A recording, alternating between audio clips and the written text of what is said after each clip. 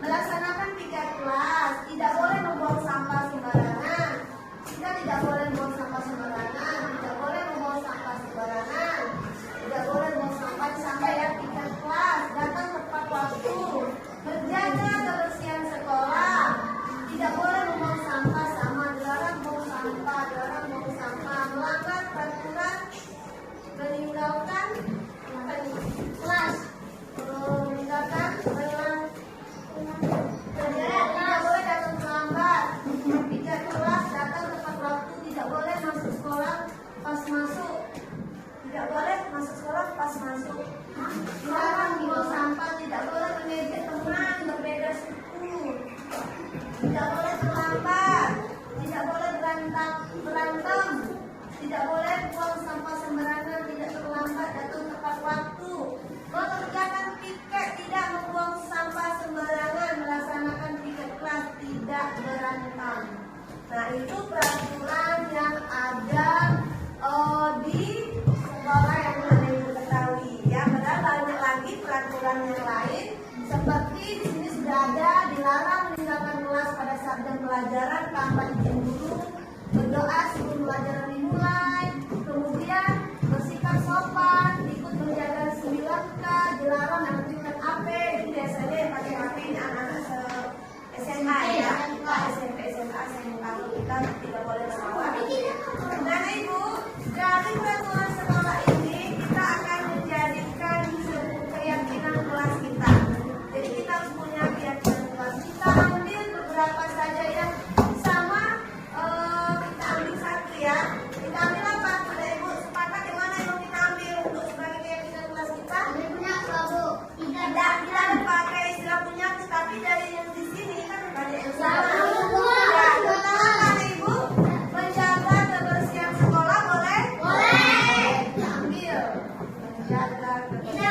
Taruh di pohon ya, Bu.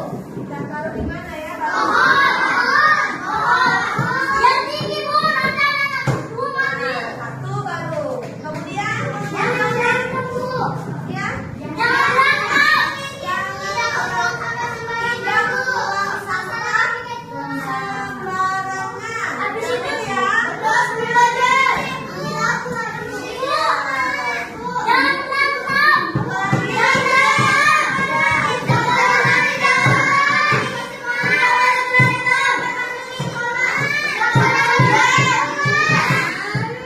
Datang tempat kamu tadi tidak terlambat ya sama ya. Apa lagi? Tidak berantem. Tidak mengajak teman berbeda suku boleh? Tidak boleh. Tidak boleh Berantem. buang sampah. Tidak boleh berantem. Berantem. Makan tiga kelas. Oke. Ya, ada mana tadi tidak ada berantem? Ini ada tadi. Iya. Itu, Bu, di bawah. Tidak mengejek teman, melaksanakan tiga kelas. Ya, apalagi mau kita ambil kegiatan pelajaran? Tidak berantem, Bu. Tidak boleh berantem. Tidak boleh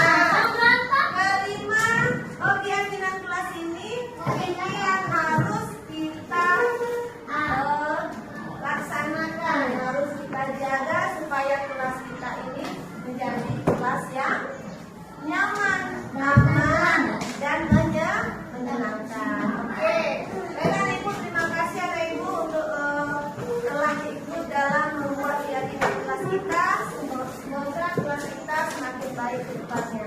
Terima kasih. Assalamualaikum warahmatullahi. Bismillahirrahmanirrahim. Assalamualaikum warahmatullahi wabarakatuh. Waalaikumsalam warahmatullahi wabarakatuh. Selamat sore Bapak Ibu semuanya. Sore. Baiklah Bapak Ibu, hari ini saya akan menyebarkan pemahaman dan penerapan pengalaman budaya positif modul 1.4 yang saya pelajari di program Guru Penggerak.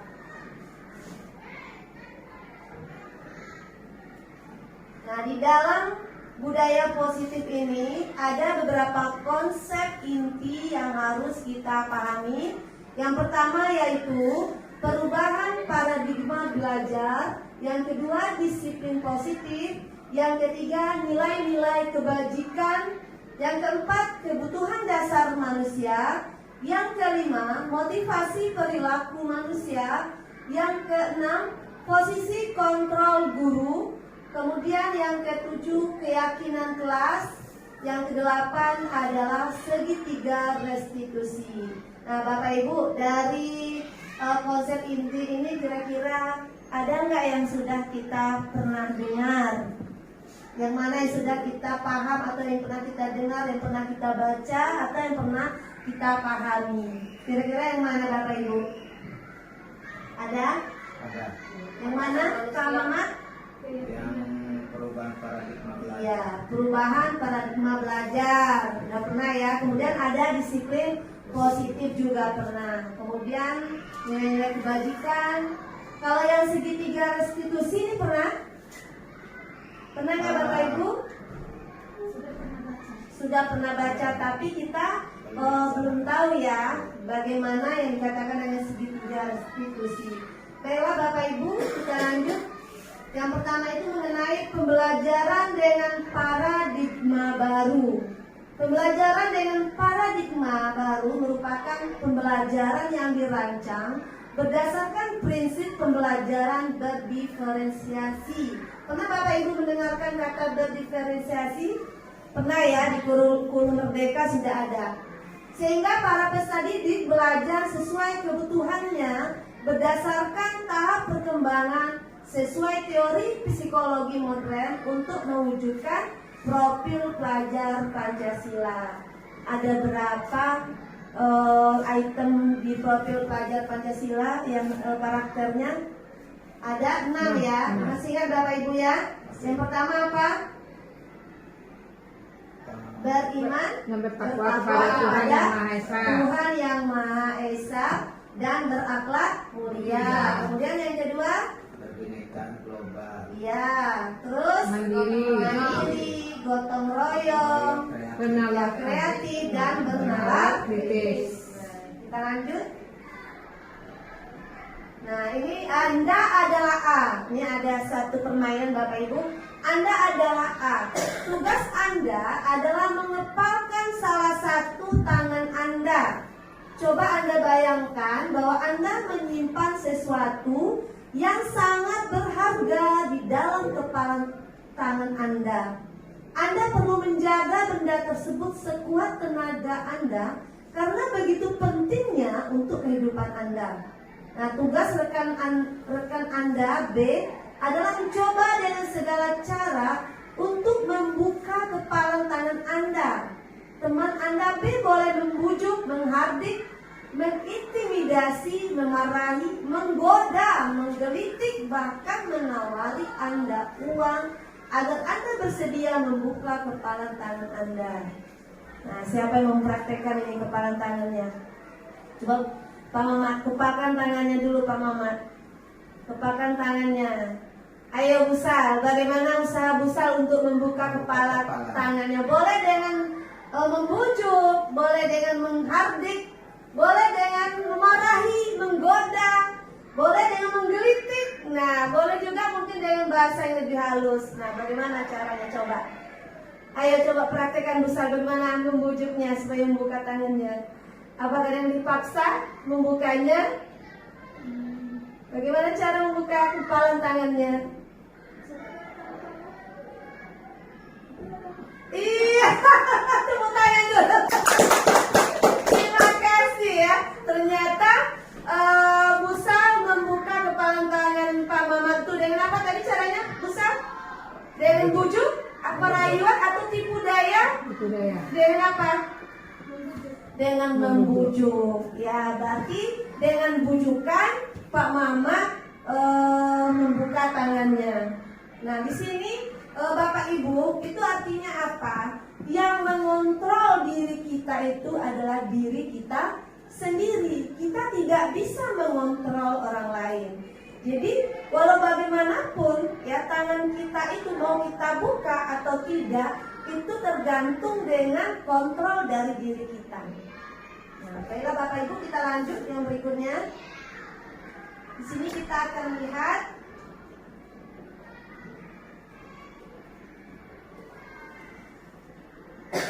nah, apakah Anda atau Ben membuka kepala tangan Anda? Membuka tadi ya, iya. Nah, mengapa? Apa alasan Anda atau Ben membuka kepala tangan Anda?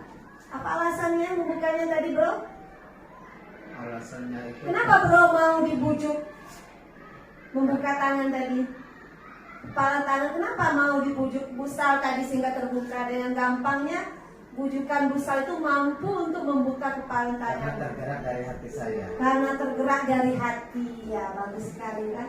Kemudian dalam kegiatan ini sesungguhnya siapa yang memegang kendali atau kontrol? Siapa yang memegang kendalinya? Saya sendiri. Iya, yang memegang kendali itu adalah yang mengepal tangannya. Apakah dia mau membuka atau dia tidak akan membuka atau tetap mempertahankan kepala tangannya? Baiklah Bapak Ibu, kita lihat di sini ini ada miskonsepsi tentang teori kontrol. Satu, ilusi guru mengontrol murid. Jadi selama ini ya ilusi kita itu guru mengontrol murid. Betul tidak Bapak Ibu? Ya, kita selalu anggapan selama ini adalah kita sebagai seorang guru inilah yang mengontrol murid. Kemudian yang kedua ilusinya bahwa kritik dan membuat rasa bersalah itu mampu menguatkan karakter. Jadi kita yang kritik selama ini membuat rasa bersalah mampu menguatkan karakter anak. Kemudian berikutnya ilusi bahwa semua penguatan positif efektif dan bermanfaat. Terakhir ilusinya bahwa orang dewasa berhak memaksa. Jadi selama ini kita selalu beranggapan dia kan orang tua dia berhak untuk memaksa misalnya muridnya supaya tujuan untuk baik. Tapi sebenarnya memaksa itu bukanlah hal yang baik. Kita lanjut ya. Berikutnya mengubah paradigma stimulus respon ke pendekatan teori kontrol. Ini coba kita besarkan sedikit ya supaya lebih jelas. Kecil ya. Kurang terang ya. Bisa terbaca nggak? Kurang ya? Kurang. Nah ini. Oke, stimulus respon. Realitas kebutuhan kita sama. Kalau menurut teori kontrol, realitas kebutuhan kita itu berbeda. Kemudian kalau stimulus respon berikutnya, semua orang melihat hal yang sama. Untuk teori kontrolnya, setiap orang memiliki gambaran berbeda. Jadi kita selalu mungkin menganggap anak kita harus sama di mata kita. Kalau semua satu orang sih semuanya harus disiplin. Semua tidak ada yang boleh berbeda. Namun di teori kontrol ini setiap orang itu memiliki gambaran yang berbeda. Kita lanjut. Kita mencoba mengubah orang agar berpandangan sama dengan kita. Itu menurut stimulus respon. Kemudian untuk teori kontrolnya, kita berusaha memahami pandangan orang lain tentang dunia. Yang berikutnya, perilaku buruk dilihat sebagai suatu kesalahan. Nah, selama ini Bapak Ibu, hal-hal yang buruk dari murid kita mungkin kita selalu mengatakan, oh itu salah. Ternyata menurut teori kontrol, semua perilaku memiliki tujuan. Walaupun salah, ternyata ada tujuannya dia berbuat salah. Jadi kita tidak boleh langsung menilai sesuatu itu adalah perilaku yang buruk. Kemudian berikutnya, orang lain bisa mengontrol saya. Kemudian kalau teori kontrolnya, hanya Anda yang bisa mengontrol diri Anda. Itu yang sudah kita coba tadi ya. Kemudian saya bisa mengontrol orang lain. Anda tidak bisa mengontrol orang lain. Pemaksaan ada pada saat bujukan gagal. Kemudian untuk teori kontrolnya, kolaborasi dan konsensus menciptakan pilihan-pilihan baru. Terakhir, model berpikir menang atau kalah. Tapi menurut teori kontrol, model berpikir itu menang-menang. Jadi tidak ada menang kalah. Ya, harus menang-menang. Oke, kita lanjut. Disiplin positif. Nah, kita lanjut ke disiplin positif. Apa itu disiplin? Disiplin berasal dari kata disiplina, yang artinya belajar. Disiplin ini mengacu pada disiplin dari diri yang memiliki tanggung jawab terhadap apa yang dilakukannya berdasarkan nilai-nilai yang diyakini. Disiplin positif merupakan salah satu cara penerapan disiplin yang bertujuan untuk menumbuhkan kesadaran serta memberdayakan peserta didik tanpa imbalan, penghargaan atau reward, ancaman atau hukuman. Ayo Bapak Ibu, selama ini kita yang mana ini? Kita apakah yang memberi penghargaan? Ya, apakah kita yang suka memberi ancaman atau hukuman? Nah, ternyata ini tidak termasuk dalam disiplin positif ya. Karena di sini harus menumbuhkan kesadaran anak tanpa ada imbalan, tanpa ada penghargaan. Karena apabila diberi penghargaan, itu sifatnya sementara. Mungkin sekarang kita terbiasa dengan imbalan, nanti di SMP atau di sekolah tingkat lanjut, mereka kalau tidak ada imbalan, mereka tidak akan melakukannya. Jadi untuk seterusnya kita harus melatih bagaimana cara mereka mau melakukan sesuatu itu tanpa ada imbalan, tanpa ada reward. Sehingga itu akan berasal dari disiplin yang berasal dari internal diri anak, bukan yang eksternal. Nanti kita akan lanjut pembahasannya, penjelasannya. Kemudian untuk nilai-nilai kebajikan, nilai yang disepakati bersama, lepas dari suku bangsa, agama, bahasa maupun latar belakangnya. Nah, contoh nilai kebajikan institusi atau organisasi yaitu profil pelajar Pancasila, kemudian Ibo Primary Years atau program PWP, keterampilan hidup, life skill. Nah, ini nanti bisa kita baca. Lanjut, ini untuk kebutuhan dasar manusia. Kebutuhan dasar manusia adalah segala sesuatu yang kita lakukan untuk mendapatkan apa yang kita inginkan. Segala tindakan yang kita lakukan memiliki tujuan tertentu, dan semua usaha terbaik yang kita lakukan adalah dalam rangka agar kebutuhan dasar kita terpenuhi dengan baik. Nah, kita lihat di sini apa saja kebutuhan dasar. Di sini ada,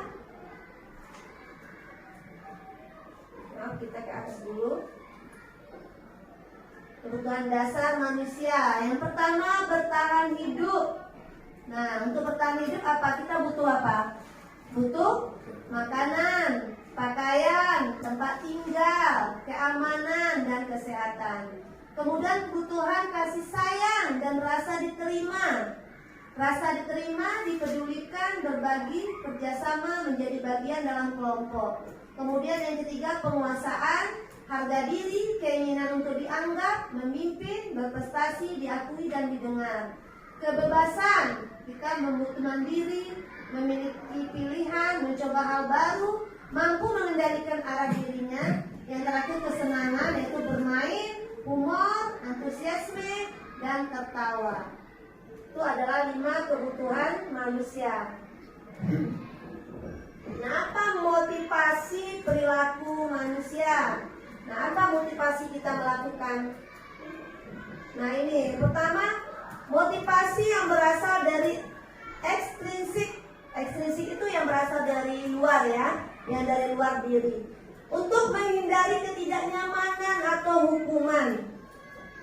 Nah, contohnya Bapak Ibu, kalau kita datang ke sekolah, kita datang tepat waktu, apakah kita takut kena marah kepala sekolah? Atau karena kita merasa kita punya kewajiban? Karena kita merasa kita punya kewajiban, bukan karena terpaksa, bukan karena kita menghindari hukuman, ya, bukan menghindari ketidaknyamanan. Kemudian untuk mendapatkan imbalan atau penghargaan dari orang lain, atau karena kita dapat TPP nih, ya, jangan-jangan kalau saya terlambat nanti saya gak dapat TPP dong, TPP saya dikurangi gitu. Nah, ini salah satu motivasi ekstrinsik, ya, dari luar diri kita. Nah, yang sebaiknya yang bagaimana? Yang sebaiknya adalah motivasi yang berasal dari dalam, dari diri kita, yaitu unsur intrinsik. Mau cair atau tidaknya TPP, saya harus datang tepat waktu. Sehingga ini akan membudaya dalam diri kita, bukan karena kita takut hukuman, bukan karena kita ingin dapat TPP, tapi memang karena kita membiasakan diri kita untuk datang tepat waktu. Kita lanjut. Nah, ini ada yang ini perbedaan antara ada hukuman, konsekuensi, dan restitusi. Kalau hukuman ini tidak terencana, tiba-tiba. Contohnya anak datang terlambat nih, kita langsung misalnya marah, ya, kita langsung, hei, kamu kenapa datang terlambat? Sana kamu keliling lapangan dulu. Nah, itu tiba-tiba, ya, instruksi saat secara tiba-tiba, sehingga ini yang dinamakan dengan hukuman tadi, bersifat satu arah, ya. Kemudian juga berupa fisik, ya, bisa juga berupa fisik atau fisikis hukuman. Kemudian kalau konsekuensi ini terencana atau disepakati sesuai peraturan. Misalnya peraturan kita apa? Seandainya yang terlambat ambil sampah, pungut sampah, ya, atau yang lainnya. Nah, itu harus ada terencana sebelumnya. Kemudian murid tetap dibuat tidak nyaman. Kemudian terakhir, sikap guru memonitor murid selalu, itu konsekuensi. Kemudian kalau restitusi, proses menciptakan kondisi bagi murid untuk memperbaiki kesalahan. Jadi anak tadi terlambat tidak kita hardik, tidak kita hukum, tetapi kita lakukan dengan langkah restitusi. Ada proses restitusi yang akan kita lakukan sehingga anak itu tidak merasa tidak merasa kecewa, tidak merasa sedih. Mungkin dia terlambat tadi bukan temuannya dia, ya, mungkin saja ban motornya pecah atau apa dan lain sebagainya. Nah, ini kita tidak boleh langsung menghukum. Jadi memang harus ada proses restitusinya. Nanti kita akan pahami lebih lanjut. Berikutnya, nah, ada 5 posisi kontrol guru. Apa posisi kontrol kita sebagai guru? Yang satu sebagai penghukum, 1 sebagai penghukum, 2 pembuat merasa bersalah, 3 teman, 4 pemantau, 5 manajer. Kalau kita biasanya manajer, ya, mengucapkannya tulisannya manajer. Jadi yang mana kira-kira kita di posisi mana sekarang? Penghukum? Kita di posisi mana? Penghukum? Apa pembuat merasa bersalah? Atau sebagai teman? Atau pemantau? Atau manajer? Nah, untuk memahaminya kita lihat contoh penerapan 5 posisi kontrol. Nah, ini ada kasus Bapak Ibu. Kasusnya, siswa tidak memakai atribut lengkap saat upacara bendera. Turunnya terhapus, ya. Nah, dia tidak memakai siswa tidak memakai atribut lengkap saat upacara bendera. Nah, di sini hormat pada bendera selama 1 jam. Ini termasuk apa, Bapak Ibu? Penghukum? Ya, termasuk penghukum. Kemudian berapa kali ibu bapak harus memberitahu kamu selalu mengecewakan ibu bapak. Itu termasuk apa? Membuat merasa bersalah. Karena di sana ada kata-kata kamu selalu saja mengecewakan ibu atau bapak. Nah, situ membuat pelaku itu merasa bersalah. Kita lanjut ya, yang berikutnya. Posisi kontrol yang berikutnya kita lihat contohnya. Ayo dong, ikuti aturan sekolah. Tolong bantu bapak atau ibu ya sekali ini. Ya sudah, lain kali jangan sampai berbuat seperti ini. Jangan berbuat seperti ini lagi ya. Nah, ini kontrolnya sebagai apa? Sebagai teman, ya. Kemudian yang terakhir, yang keempat, kamu sudah melanggar peraturan sekolah. Kamu tahu konsekuensinya. Setelah upacara, kamu beli atributnya ke koperasi dan jangan diulang lagi. Nah, ini kontrolnya sebagai pemantau, ya. Sudah langsung dia disuruh membeli saat itu juga ya atributnya. Nah, berikutnya Berarti yang terakhir ya. maksudnya kalau dari 5 posisi kontrol itu Nanti kita selesaikan satu dulu ya. Nanti boleh tahan dulu pertanyaannya. Lagi sebel kayaknya. Tahan dulu. Nah, yang kelima, apakah kamu tahu kesalahanmu? Kira-kira bagaimana kamu memperbaiki kesalahanmu? Nah, inilah yang posisi manajer tadi. Jadi Bapak Ibu, kira-kira kita tertarik ini sepertinya di posisi mana kita? posisi sebagai teman. Masih sebagai teman, ya. Ada yang sebagai teman, kemudian pemantau. Mungkin saya rasa kalau kita masih di posisi teman dan pemantau, ya.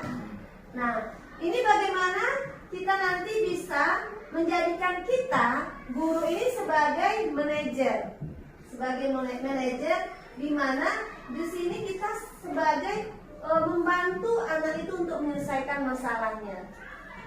Ini posisi manajer. Kita lihat lagi yang berikutnya. Nah, ini posisi kontrol. Apakah aku?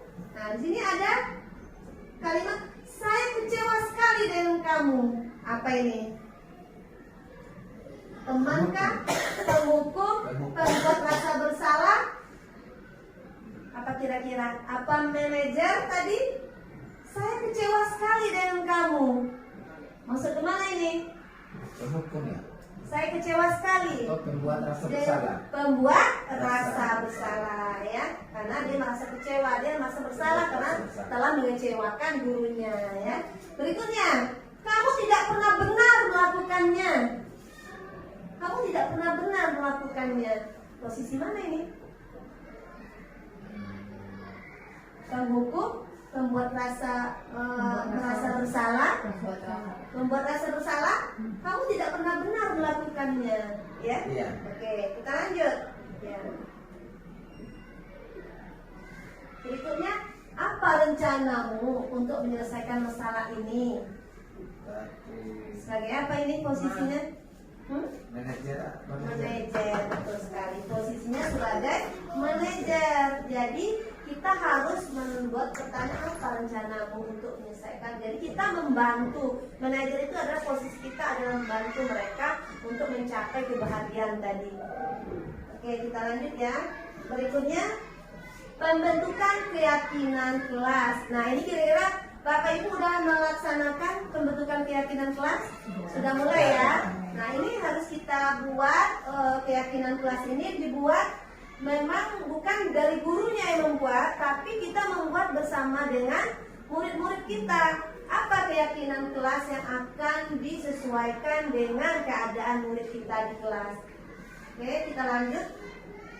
Nah, untuk menyelesaikan suatu masalah atau kasus yang ada di sekolah, Bapak Ibu, kita menggunakan segitiga restitusi.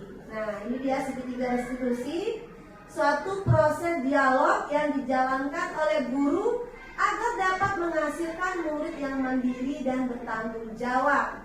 Nah, segitiga restitusi itu terdiri dari satu, validasi tindakan yang salah, pertama menstabilkan identitas, kemudian validasi tindakan yang salah, kemudian terakhir menanyakan keyakinan kelas.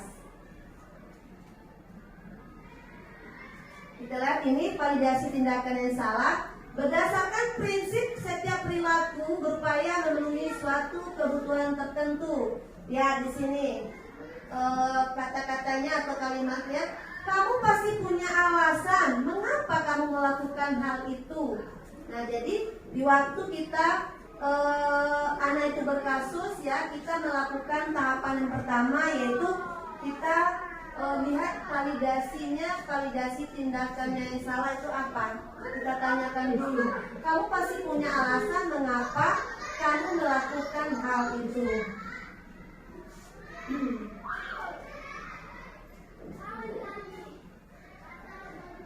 Kemudian yang berikutnya, padahal kamu bisa melakukan yang lebih buruk dari ini ya.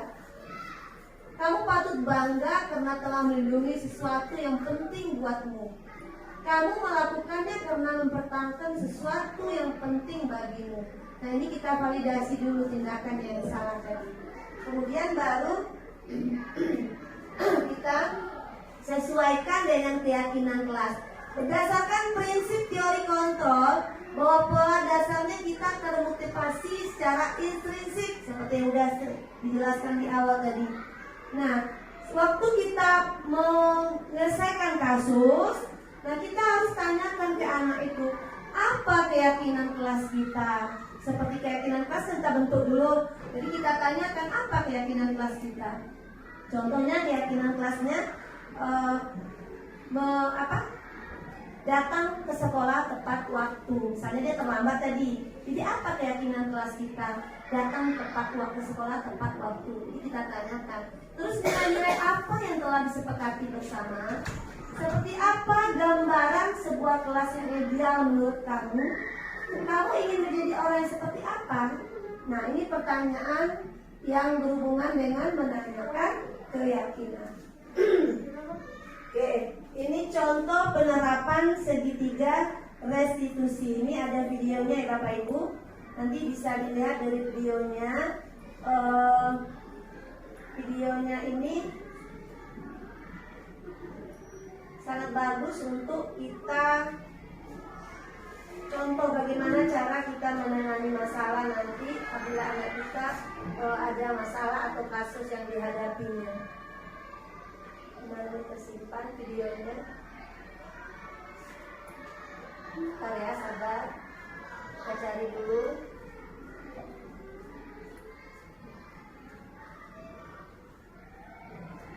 Videonya tersimpan.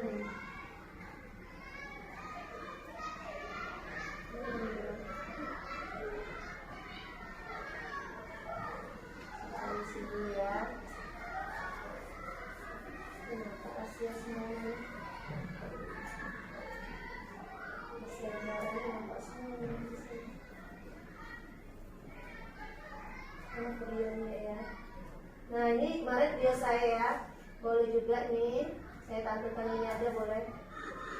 Kalian tahu kenapa itu kalian ada di sini? Oke, apa sebabnya Anda terlambat hari ini?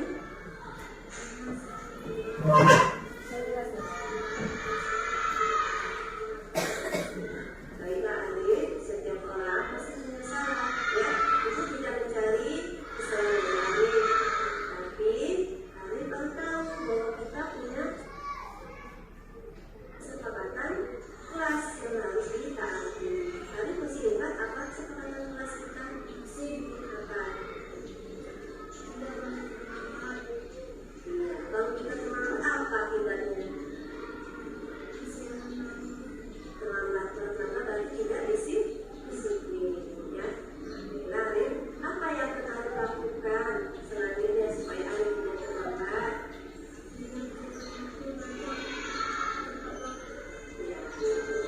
Lalu Anda bisa melaksanakannya ya, jangan sampai terlambat. Oke, terima kasih Arif. Bella harus dapat mendampingi dulu. Terus akan Oke. Kira-kira seperti itu ya Bapak Ibu untuk contoh dari segitiga restitusinya. Oke, untuk penutup dalam penerapan program disiplin positif, hendaknya guru tuh memiliki standar kepribadian profesional dan sosial yang baik, di mana guru mampu merefleksi dirinya dalam posisi kontrol saat ini, bagaimana perjalanan dirinya sebagai among atau manajer yang menuntun murid-muridnya menjadi insan yang mandiri, merdeka, dan bertanggung jawab. Kira-kira Bapak Ibu ada yang mau ditanyakan yang berkaitan dengan ini budaya positif? Silakan tadi Pak Mamat ada yang mau ditanyakan? Tadi terhenti pertanyaannya. Apa tadi? Model yang disampaikan ini sebenarnya itu sangat penting sekali ya untuk kita sebagai pendidikan. Iya. Karena kalau saya melihat tadi dari awal sampai selesai itu ini sangat mendukung dan berkaitan dengan kita sebagai tugas kita sebagai guru. Iya, betul. Cuman sayangnya di hari ini cuman yang kita Guru sore, sekarang ini ya, hanya guru beberapa sore ya. orang saja. Coba kalau dikumpulkan semua guru-guru itu saya rasa sangat Iya, karena kebetulan bermanfaat guru-guru sekali ini. sedang sibuk ya, Iya, sedang iya. sibuk semua karena persiapan juga mau perpisahan besok. Jadi nanti nextnya mungkin kita akan Next time-nya. next time-nya nanti kita akan ulangi lagi untuk memaparkan budaya positif ini. Karena memang ini harus disampaikan. Kayaknya saya coba untuk walaupun dengan waktu yang sedikit ya, tapi berusaha untuk setidaknya ada gambaran untuk kedepannya bagaimana kita harus melakukan tindakan terhadap perilaku dari murid kita. Saya rasa demikian. Saya tutup dengan wabillahi taufiq wal hidayah. Assalamualaikum warahmatullahi wabarakatuh. Waalaikumsalam.